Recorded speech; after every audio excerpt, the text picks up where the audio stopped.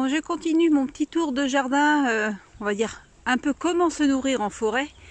Donc là, voilà, vous voyez, sur l'arbre, il y a du lichen. Donc là, moi, ce que je vais faire, je vais ramasser le lichen. Alors, pas le jaune, hein, faut prendre le vert. Hein. Le jaune peut être toxique. Donc voilà, je vais ramasser un petit peu de lichen. Alors, pas énormément, hein, j'en ai pas besoin de beaucoup. Parce que ça parfume énormément, ça a le goût de champignon, mais je vais vous faire voir en fait comment le préparer. Alors tout le monde n'aime pas ça, c'est assez fort, hein. J'ai fait goûter mes hommes, ils n'aiment pas. Moi j'aime bien. Bon après, voilà. Voilà, donc il y en a un petit peu partout. Alors ça dépend des arbres. Sur les chênes, j'en ai pas mal. Et comme mes chênes commencent pour certains à être assez vieux, donc du coup ils sont recouverts de lichen pour la plupart, donc c'est très bien. J'en prends tous les ans, j'en ramasse un petit peu. Alors j'en mange pas tout le temps, hein. Il faut laisser le temps de repousser quand même. Et puis bah voilà, mais bon, j'en ai un paquet, hein. J'ai un bois de chêne, donc c'est bon. Donc voilà, donc je vais me ramasser ça et puis après bah, je vous ferai voir comment en fait le préparer pour après. Bah, après vous en faites ce que vous voulez, vous pouvez les cuire à la poêle avec autre chose. Moi je pense que j'en mettrai avec justement avec les glands que j'ai préparé juste avant. Donc voilà, je vous reprends plus tard. À plus tard. Hop. Donc là, je viens vous faire voir un autre chêne qui en a pas mal. En fait, il faut savoir que ça pousse pas forcément, j'en ai pas forcément des beaux sur tous les chênes. Mais donc celui-là, c'est pourtant pas forcément très vieux. Alors tout dépend comment il est, peut-être en bon état, je sais pas. Peut-être parce que ils sont un peu moins vigoureux et du coup le lichen pousse dessus. Alors c'est peut-être pour ça. La seule chose c'est que bon bah voilà, j'ai mes arbres spécial lichen, j'ai mes arbres spécial gland. Donc voilà, j'en ai un paquet. Hein. Donc vous allez voir, enfin je vais pas en prendre beaucoup parce que ça sert à rien d'en prendre énormément parce que ça parfume énormément. Donc le but c'est de parfumer et il faut savoir que les glands ont très peu de goût. Donc c'est ce qui va l'accompagner qui va faire que ça va relever le tout. Donc de l'ail, pourquoi pas. Voilà, un peu de lichen. Donc ça va faire, c'est un goût de champignon. Hein, donc pour ceux qui aiment les champignons, je pense que vous allez aimer. Donc voilà, sauf que c'est des champignons secs qu'il va falloir faire tremper.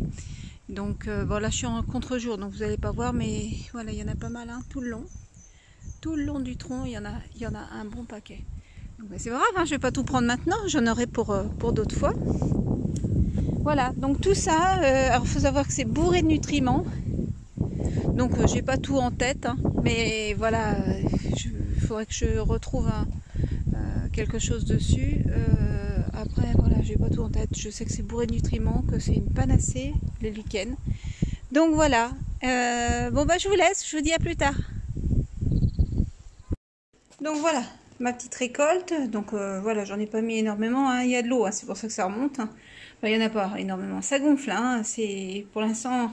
En fait, oui, c'est comme des champignons secs, comme éventuellement des champignons noirs que vous remetteriez à, à gonfler. Donc voilà, au début, ça prend pas beaucoup de place, mais ça va prendre du volume. Donc là, je vais laisser tremper au moins 24 heures à 48 heures. Hein. Donc forcément, il faudra changer l'eau entre-temps. Donc voilà, je laisse tremper un petit peu. Ah, ouais, on voit qu'il y a l'eau là. Voilà, puis bah, après, ça sera pour assaisonner les glands, entre autres. Hein. Voilà, allez, à plus! Coucou, je vous reprends, j'ai oublié de vous dire. En fait, quand vous faites tremper le lichen, alors là, vous voyez, c'est noir. Hein. Normalement, on peut utiliser de la cendre. Donc, moi, j'ai pas de cendre à disposition, donc je vais utiliser du charbon actif, ce qui est sûrement beaucoup mieux d'ailleurs. Et puis, il y a des fois, je peux utiliser aussi de l'argile verte. Donc là, j'ai mis du charbon actif. Donc, en fait, tout ce qu'il peut y avoir, on met tout lourd dans le lichen ou autre, de toute façon, va être absorbé par, le charbon. Donc voilà, j'ai rincé tout mon lichen. Donc je vais m'en servir ce soir. Donc je vais me préparer avec un peu de blanc. Et puis je vais me faire sûrement une omelette aussi avec un peu de lichen. Comme ça fera une omelette aux champignons. Voilà, à plus tard. Afin que le lichen soit plus digeste, donc je suis en train de le faire bouillir. Et donc comme j'en ai une bonne quantité quand même, parce que ça parfume énormément, hein, donc il ne faut pas en mettre de trop pour pas que ça soit écœurant quand même. ce que je vais faire, le reste, bon, je vais l'égoutter et je le passerai au déshydrateur, voilà, pour en avoir d'avance. Comme il est prêt, après, j'aurai plus qu'à le réhydrater à l'eau, comme on le ferait avec des champignons noirs ou autres. Et puis, bah, comme ça, voilà, j'en aurai d'avance, j'aurai pas besoin de refaire toute cette manip à chaque fois. Voilà, donc moi, je vais m'apprêter aussi à faire une petite omelette, en fait, où j'en mettrai un petit peu dedans. Et puis en fin de compte, je pense que je vais mettre aussi un peu de gland dedans. Et j'ai ramassé un peu de consoude, un peu de blette, enfin de la livèche, enfin que je vais couper finement et que je vais rajouter aussi dans l'omelette. Voilà, comme ça fera notre repas de ce soir. Ça va être très très simple, mais avec tout ce qu'il faut dedans. Voilà, à plus tard. Donc voilà, ça bouge, je laisse encore un petit peu. J'ai rajouté aussi un petit peu de charbon dedans. Après, je vais les rincer et puis bah, en déshydrater une partie. Puis l'autre partie, je vais prendre ça pour ce soir. Allez, à plus tard. Donc là, je les ai mis à s'égoutter. Et donc après, je vais les mettre, donc je les laisse bien s'égoutter. Une fois que ça sera bien égoutté, je vais mettre sur du sopalin pour absorber le maximum d'humidité. Et après seulement au déshydrateur. Voilà, j'ai oublié de vous dire. Allez, à plus tard. Donc voilà, comme je l'ai dit tout à l'heure, j'ai mis sur du sopalin le lichen asséché. Donc je vais mettre quelques feuilles dessus aussi, une ou deux feuilles je pense, hein, histoire d'absorber le plus gros de l'humidité. Et puis bah, je changerai un petit peu les feuilles au besoin. Et puis après, bah, ça ira au déshydrateur. Voilà, ça gagnera un petit peu de temps pour le déshydrateur. À côté de ça, j'ai commencé mes omelettes qui seront... Alors, c'est une omelette un peu améliorée parce que j'ai mis un petit peu de farine de sorgho et un petit peu de farine d'épeautre dedans. Et donc voilà, avec quelques tomates, de la consoude, un peu de chou. Qu'est-ce que j'ai mis dedans? Je ne sais même plus ce que j'ai mis dedans. Si j'ai mis quelques feuilles de capucine et puis un peu de blette. Voilà, donc on va mélanger tout ça, puis bah, ça va être notre repas de ce soir. Allez, à plus. Donc voilà, ben, j'ai mis la deuxième à cuire, comme ça il y en a une pour moi, une pour ma fille. Donc avec des bons œufs de mes poules, les tomates de mon jardin, on va dire les légumes entre guillemets de mon jardin, en comptant le lichen et tout le reste. Et ben voilà, tout vient du jardin, donc il n'y a rien de mieux. Et puis donc, bon voilà, c'est le plat que j'ai préparé. Et puis là, en fait, la première est prête. Et ben voilà. Oui, puis j'ai oublié de vous dire que j'avais aussi les glands de mon jardin. Voilà, tout est du jardin. Donc, c'est l'avantage, déjà d'une part, que bah, toutes les vitamines et minéraux, bah, déjà, devraient être complètes. Et donc, j'ai pas de saleté dedans, vu que ça vient du jardin. Et puis en plus, comme il y a du sauvage dedans, il n'y a rien de mieux que le sauvage. Donc voilà. Donc j'attends que... C'est entre eux, ça fait entre la crêpe, on va dire, la crêpe et l'omelette. Parce que en gros, c'est la même base que les crêpes, sauf qu'il y a très peu de farine dedans. Mais voilà, le si peu, en fait, ça fait complet. Puis bon, pour ceux qui s'y connaissent un petit peu, beaucoup savent que la farine d'épeautre, c'est quand même super bien. Surtout que c'est de la farine d'épeautre non hybridée. Et donc, et puis avec en plus j'ai mis du sorgho. Donc bah voilà, j'attends que ça cuise et puis bah, après nous on va manger. Hein. Donc là c'est un essai avec la farine, donc bon, mais il n'y a pas de raison. Il n'y a pas de raison que ce soit pas bon, vu que bah, c'est une base de crêpes. Voilà, allez, salut. Oh, j'ai oublié de vous dire. En fait, comme je suis plus maintenant, en fait, à la base, je me penche, comment dire, j'avais plus une base de naturopathie. Depuis quelque temps, en fait, je me base un petit peu sur l'ayurvédique. Et vous savez, en ayurvédique, en fait, ils mangent le dessert avant de manger, comment dire, le plat de résistance. Alors, comme là, j'ai pas forcément de dessert. En fait, il faudrait manger le sucre avant. Donc, par exemple, vous avez des fruits. Les fruits, vous les mangez pas en fin de, comment dire, de repas. Vous les mangeriez en début de repas. Bon, je sais qu'en naturopathie, en fait, tout ce qui est sucre, normalement, on les mangerait en fin de repas. Pourquoi? Pour éviter les pics d'insuline, en fait. Mais Donc là, moi, je suis en train de faire tout l'inverse, en fait, de ce qu'il faudrait faire. Comme tout est inversé, je fais l'inverse. Et ben pour l'instant, ça a l'air de me convenir. Alors, je sais pas si ça va durer, mais en tout cas, pour le moment, je suis en train de récupérer mon transit. Un peu trop rapide même, d'ailleurs, j'irais, c'est bizarre. Donc, je suis en train de récupérer mon transit intestinal. Donc, j'ai inversé. Donc, je mange des bonbons de temps en temps. En fait, alors, normalement, c'est quand on est malade, donc en comptant la vitamine C, hein, tout le reste. Le docteur Scoey disait que pour les microzymas, en fait, les microzymas ont besoin de sucre. Donc la vitamine C, donc L-ascorbique que je prends déjà en temps normal, c'est déjà un sucre, une forme de sucre si on veut, c'est un glucoside. Et donc je rajoute en fait, bon, c'est pas des bonbons parfaits. Je vais essayer de me lancer dans les bonbons après, des bonbons que je ferai moi-même en faisant, mettons, en utilisant la menthe de mon jardin, l'eucalyptus de mon jardin, le thym que j'ai dans mon jardin. Puis je dois avoir de l'essence de térébenthine ici, mais attendez, hein, c'est l'essence de térébenthine de pin bio qui est utilisée. Je sais que je peux l'utiliser aussi pour faire des tisanes ou autres. Donc je vais essayer de faire des bonbons avec ça. Enfin bon, je vais essayer de me lancer. Je dis pas que je vais réussir, mais je vais essayer de me lancer, ce qui me permettra de ne pas avoir de saleté dans ces bonbons, à part le sucre. Hein, mais bon, si le sucre nourrit les microzymas, et qu'ils en ont besoin pour tout reconstruire quelque part, ça vaut le coup d'essayer. Alors ça ne veut pas dire qu'il faut, par exemple, dans un repas, comme Anne Sofry à un moment donné, alors je dis pas, peut-être qu'elle a raison, hein, mais bon, franchement ça fait trop de sucre. Il y a un juste milieu à respecter. En fait, elle faisait par exemple des pâtes, des pâtes et puis elle rajoutait du sucre dedans, hein, puis pas une petite quantité. Hein. En fait, elle mangeait énormément de sucre, tout était à base de sucre. Donc voilà, en gros, elle était surglucosée, qu'elle disait.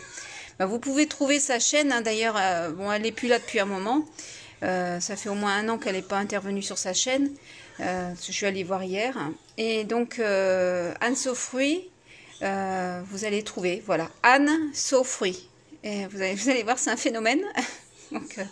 Donc elle est végan aussi, mais voilà, donc bon, elle n'est pas forcément appréciée par beaucoup de monde, y compris les végans.